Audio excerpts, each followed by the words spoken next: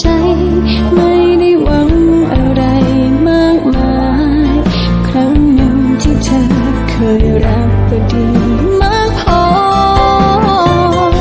แต่ถึงแม้ว่าเธอจะทิ้งฉันไปถึงแม้ว่าเธอจะมองข้ามไปก็คนคนนี้จะหวังดีกับเธอ